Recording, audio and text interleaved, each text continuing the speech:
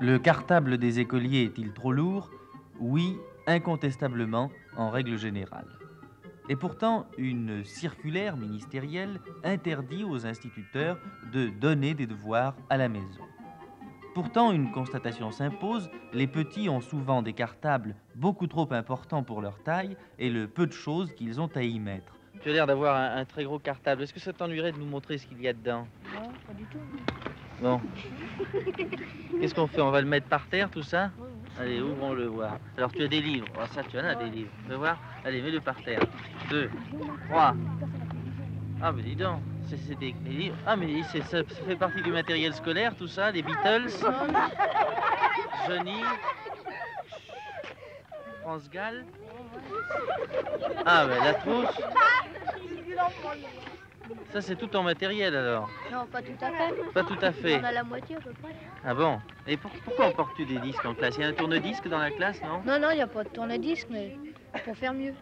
Comment pour faire mieux? Moi, je sais pas. J'ai amené ça comme ça.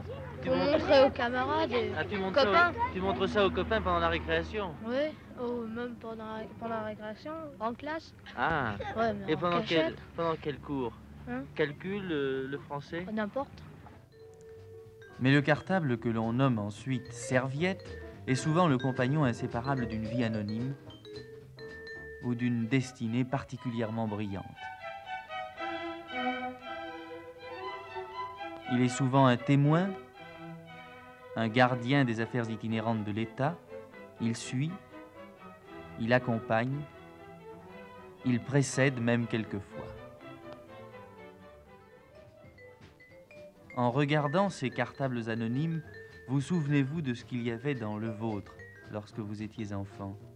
À part les livres scolaires, est-ce que vous aviez des petites choses personnelles à vous? Oh, des petites conneries, oui. C'est-à-dire?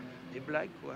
On leur filait des poils à gratter, des machins comme ça à la maîtresse, qu'on leur filait des machins pour se marrer, quoi. On avait un petit goûter, on avait des petites images, des petites choses pour distraire, enfin. Oui, des petites choses. Attendez, je ne me rappelle pas. Qu'est-ce que je mettais? Mais comment est-ce qu'on dit des perdigons? Perdigons, c'est Les petites choses pour tuer les oiseaux, vous savez, toutes petites choses qu'on met dans les fusils pour tuer les oiseaux.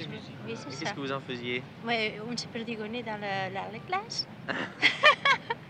Je mettais des photos de vedettes ou bien des bouquins, des bandes dessinées, des choses comme ça. Bon goûter. Beaucoup d'images.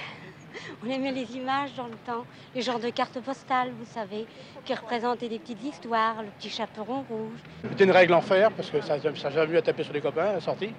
Vous voyez donc qu'à travers le contenu d'un simple cartable d'écolier transparaissent la personnalité et le caractère. Ces petites réflexions nous ont amenés pour finir à demander à des gens connus de nous parler de leur cartable à eux. C'est ainsi que nous avons rencontré Jacques Baudouin, Marcel Pagnol, Fernandel et Gaston Bonheur, qui a passé son enfance dans la région de Narbonne, où les cartables qu'il a connus étaient particulièrement savoureux. Je me souviens que dans certains cartables, suivant la saison, il y avait jusqu'à un grillon et une feuille de salade ou une cigale, et même un petit lézard. Vous savez, ces lézards qu'on appelait des clés de Saint-Georges, des petits lézards gris qui vivent chez nous. Il y avait l'hiver, en revanche, quand on tuait le cochon, qui était la grande fête des paysans, il y avait le présent, c'est ainsi qu'on l'appelle, le cadeau qu'on apportait à la maîtresse. Enfin, En quoi consistait-il? C'était un morceau de boudin ou du pâté d'oreille, enfin du pâté de tête, si vous voulez, ou un morceau du filet de cochon.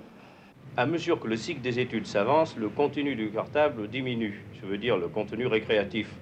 Parce qu'il y a davantage de livres et il y a moins de place pour s'amuser. Enfin, au début, à l'école primaire, au moment où je n'avais qu'une ardoise, vous pensez si j'avais de la place. Alors, en automne, j'avais des marrons, par exemple. Au printemps, j'avais des hannetons. Vous savez ce qu'on peut faire avec des hannetons? On fait des choses merveilleuses, ça s'envole, on les trempe dans l'encre. Enfin, c'est très amusant.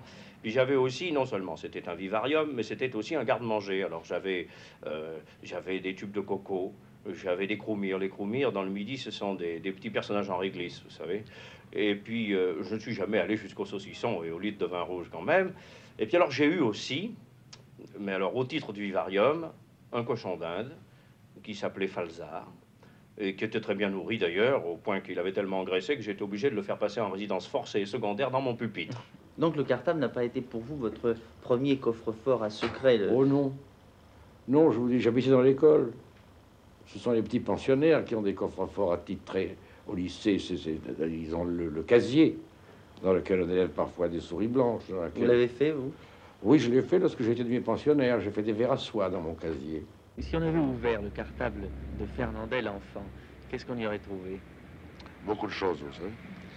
Il y aurait d'abord les livres, un livre indispensable, n'est-ce pas, qu'on nous obligeait à porter, parce qu'il le fallait pour la classe.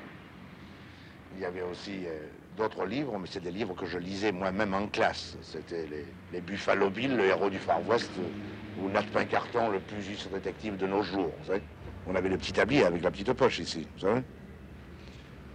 Ça importait plus que le cartable, croyez-moi, c'est surtout ça qu'on regardait. Le poêle à gratter n'était pas dans le cartable. Oh, il y avait les mouches, les machins, les mouches qui volaient avec le papier à cahier, n'est-ce pas, que nous leur mettions, vous savez, vous connaissez, il y en avait des fois 30 dans la classe quand on donnait le signal. Je dois dire que j'étais un des chefs, d'ailleurs, pour donner le signal.